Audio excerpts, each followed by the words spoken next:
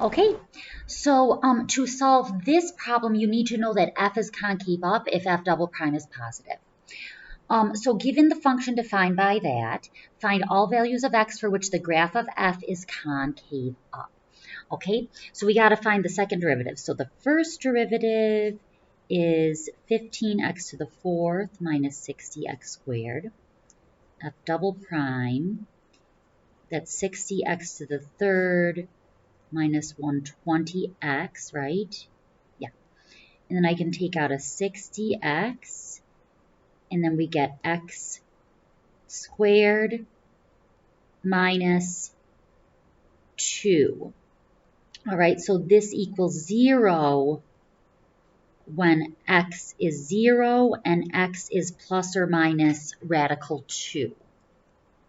All right, because you said this equal to 0, I won't explain every little detail, but if any detail does not make sense, you need to think about it. It needs to make sense. Okay, all of this, you may feel like, oh, I could never do this on my own. You'll get there. But the first step is to understanding every little detail of this process.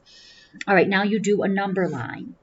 0, negative radical 2, positive radical 2.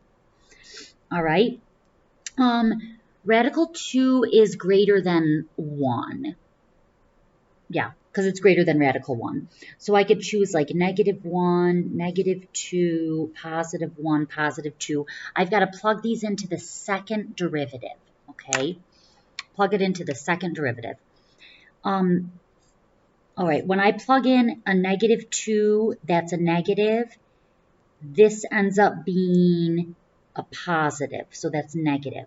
When I plug in negative 1, this ends up being negative, and then that's negative. So positive. Plug in 1, positive, negative, negative. Plug in 2, positive, positive, positive. All right, so I'm looking for concave up. So I'm looking for these positive intervals. So from negative radical 2 to 0, and then greater than, and then greater than radical 2. Yep.